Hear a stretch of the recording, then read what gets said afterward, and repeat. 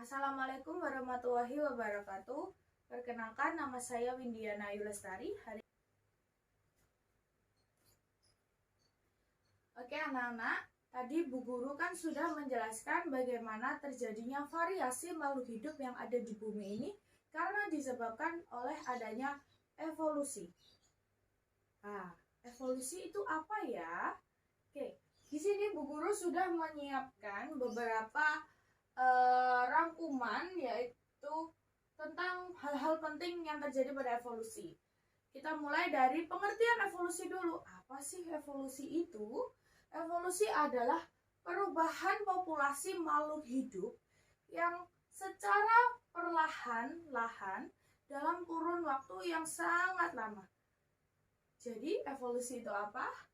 Perubahan populasi makhluk hidup yang secara perlahan-lahan dalam kurun waktu yang lama.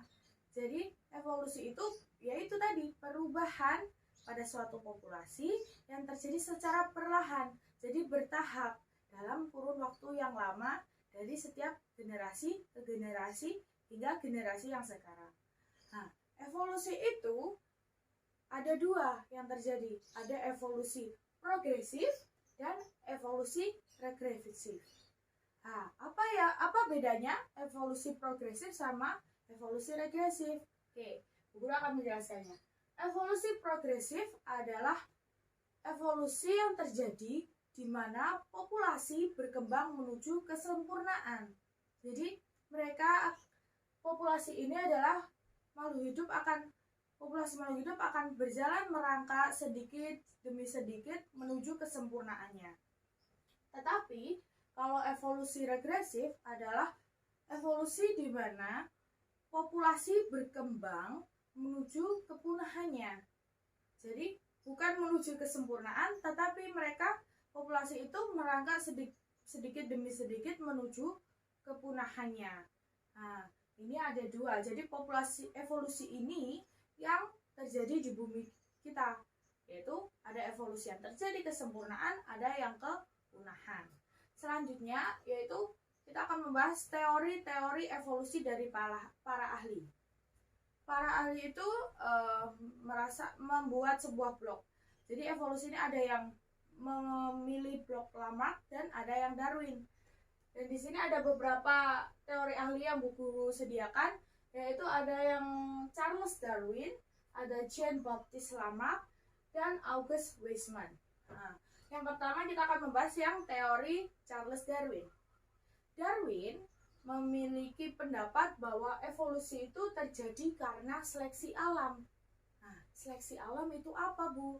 Seleksi alam itu adalah alam akan menyeleksi sendiri makhluk hidup yang dirasa dapat bertahan atau memiliki karakter yang kuat untuk menghadapi kondisi alam. Nah, apabila makhluk hidup itu kuat, berarti dia akan dapat bertahan di alam dan dapat berkembang biak dengan baik dan tetap hidup. Tetapi jika makhluk hidup itu tidak dapat bertahan karena kondisi alam, nah makhluk hidup ini akan mengalami kepunahan.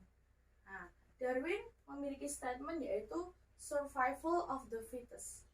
Siapa yang dapat bertahan itu yang kuat.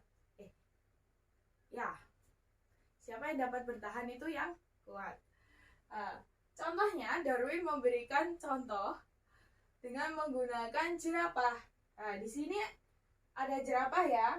Jadi zaman dahulu itu Darwin berpendapat bahwa nenek moyang dari jerapah yang sekarang kan jerapah saat ini kan lehernya panjang.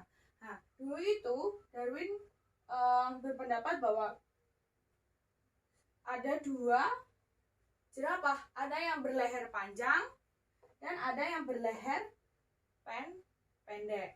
Nah, karena Darwin mengatakan evolusi karena seleksi alam, nah jerapah ini kan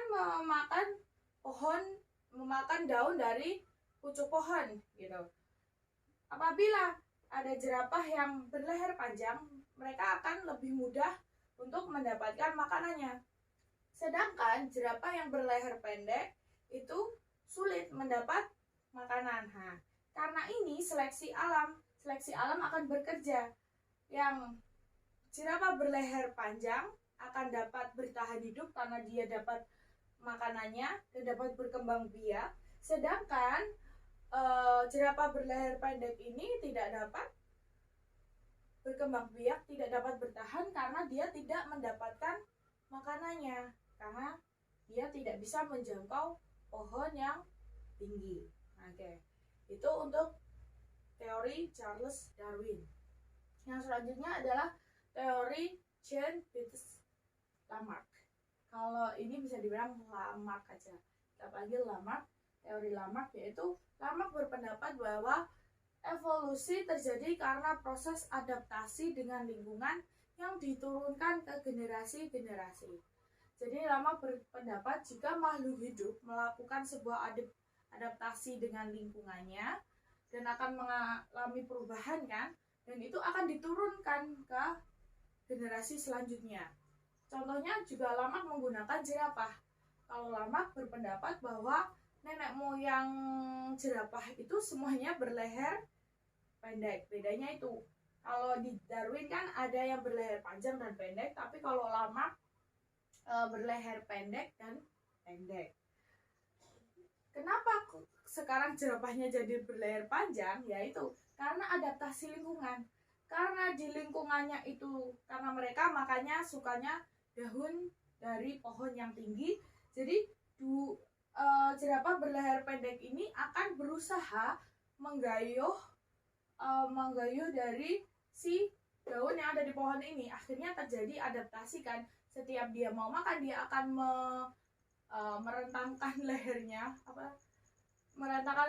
hingga mencapai daun ini. Akhirnya lama-kelamaan leher si jerapah ini akan panjang karena dia beradaptasi dengan lingkungannya yang pohonnya yang tinggi. Akhirnya lama-kelamaan karena jerapahnya sudah berleher panjang, itu akan diwariskan ke keturunannya. Jadi keturunan selanjutnya dari jerapah yang telah beradaptasi ini akan memiliki leher yang panjang. Itu teori Lamarck. Yang selanjutnya ada August Weismann. Kalau August Weismann ini tidak mengutarakan teorinya, cuma August Weismann ini ingin membuktikan teori Lamarck atau Darwin yang lebih cocok gitu, yang menerangkan evolusi itu terjadi karena apa. Di August Weismann ini melakukan sebuah percobaan. Percobaan yang dia lakukan itu dengan tikus. Jadi August Weismann ini memotong ekor tikus, dipotong. Setelah itu dia mengawinkan tikus yang sudah dipotong ekornya menjadi pendek tadi dengan tikus yang juga dipotong ekornya. Jadi ekor pendek dikawinkan dengan ekor pendek. Ternyata hasil dari perkawinan itu tidak menghasilkan anakan yang berekor pendek, tapi tetap anak tikus yang berekor panjang. Akhirnya August Weismann mengawinkan kembali anakan tadi yang berekor panjang, dipotong lagi, dikawinkan lagi dengan tikus dengan ekor pendek lagi. Ternyata hasilnya tetap sama, ekor pendek tidak terjadi di perkawinan ini, tapi tetap tikus dengan ekor panjang. Hingga August Weismann itu melakukannya sebanyak 21 kali. Wah, sangat banyak ya, tapi tidak ada satupun hasil yang menyatakan ekor tikusnya pendek. Oke, dari percobaan ini tikus tetap berekor panjang. Nah, dari sini August Weismann berpendapat adaptasi akibat tuntutan lingkungan itu tidak diturunkan. Nah, jadi ini tidak diturunkan. Jadi August Weismann ini lebih